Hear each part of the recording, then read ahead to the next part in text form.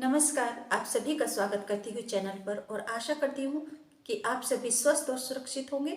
इसी कामना के साथ आज की कहानी की शुरुआत करती हूँ और आज की कहानी यूपी पुलिस की लेडी सिंघम की कहानी मैं आपको सुना रही हूँ। लेडी सिंघम श्रेष्ठा ठाकुर 2018 में शादी करती हैं। ये उनकी पढ़ाई पूरी हो चुकी थी, जॉब भी लग चुकी थी और वह डीएसपी भी बन चुकी थी। परिवार में माता पिता हैं, 2 बड़े भाई हैं, मनीष प्रताप और मनोज प्रताप। वो सब बोलते हैं कि ठीक है, अब तुम्हारी पढ़ाई भी हो गई, अब तुम सेटल भी हो गई हो, तो अब तुम शादी करो, हम तुम्हारी शादी करना चाहते हैं। इस पर लेडी सिंघम डीएसपी श्रेष्ठा ठाकुर मैट्रिमोनियल साइट पर अपनी प्रोफाइल अपलोड करती हैं और वह साइट पर सर्च करना शुरू कर देती हैं। साइट पर एक प्रोफाइल देखती हैं वह रोहित राज के नाम से, जिसने अपनी प्रोफाइल में बताया था कि वह एक आईआरएस अधिकारी हैं और झारखंड रांची में पोस्टेड हैं।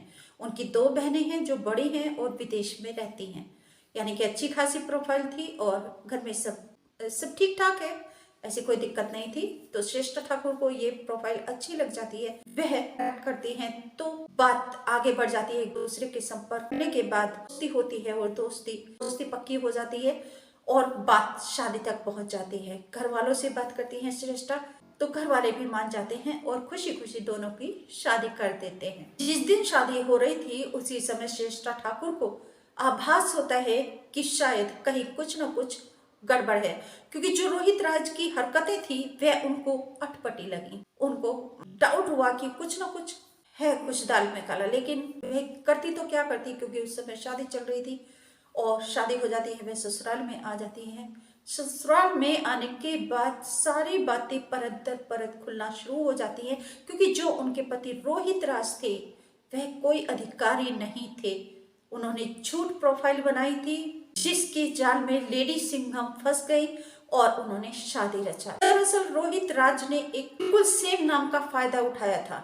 रोहित राज झारखंड के रांची में आईआरएस पद पर अधिकारी थे और वह बिहार के नवादा के रहने वाले थे।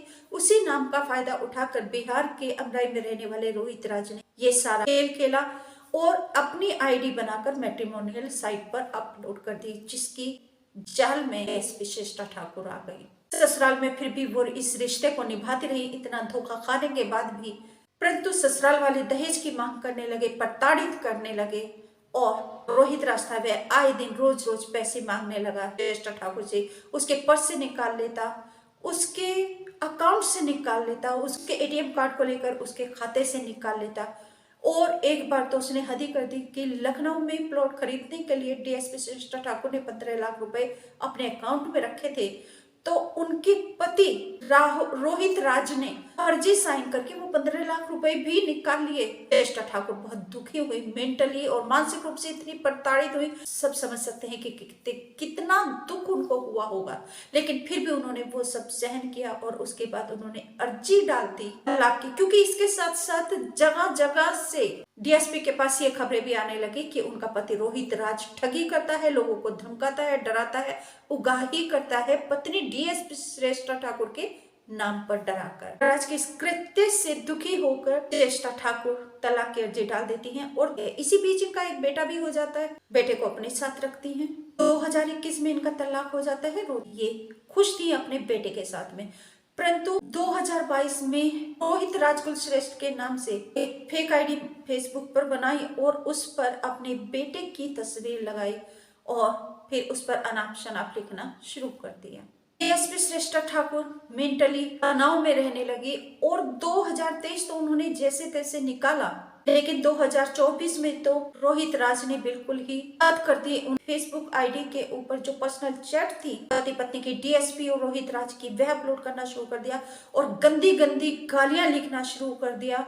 ऐसा दुष्प्रचार करना शुरू कर दिया डीएसपी श्रेष्ठा ठाकुर के लिए कि उनके लिए अब बर्दाश्त करना सीमा से परे हो गया, उनकी शक्ति से बाहर हो गया। तो उन्होंने गाजियाबाद के कौशाम्बी थाने में एक रिपोर्ट दर्ज कराई और जिसमें धोखेबाज पति के खिलाफ एफआईआर दर्ज करा के उसको बताया है कि वह हत्या करने की धमकी भी दे रहा है डीएसपी श्रेष्ठा ठाकुर को।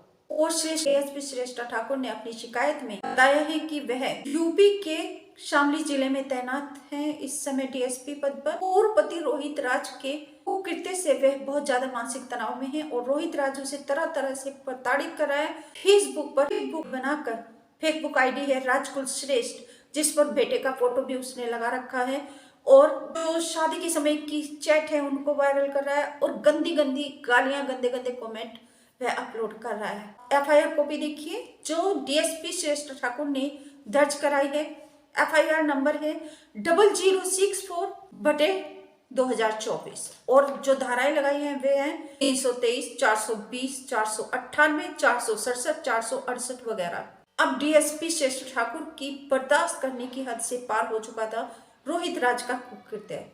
जैसे वह जाल में फंसी फर्जी अधिकारी के और उन्होंने शादी कर ली, वैसी उनकी ऐसी कहानी है जिससे लोग कहेंगे कि ये कैसे संभव हुआ, लेकिन हो जाता है कभी कभी। दूसरे का रंग रूप, दूसरे का कोई बैठता है, दूसरे का चोला, तो अच्छे अच्छे भ्रम में पड़ जाते हैं, तो कोई ऐसी बात नहीं है। ऐसे ही जैसे इनकी शादी की कहानी है, वैसे इनके डीएसपी बनने की कहानी भी बड़ी रोचक है। जब ये कानपुर में पढ़ा करती थी, तो जब ये एक बार घर जा रही थी तो रास्ते में इनको मन चले वहीं स्कूल के बाहर मिले, वह छेड़खानी किया करते थे। इन्होंने काफी उनको समझाया लेकिन नहीं माने।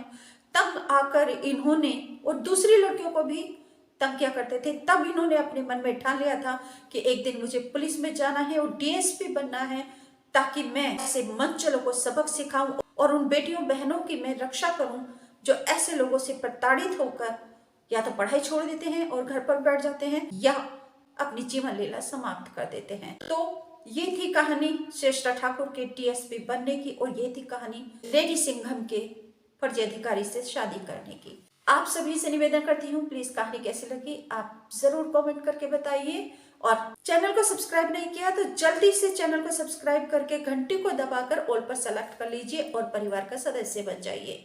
नमस्कार, थैंक यू।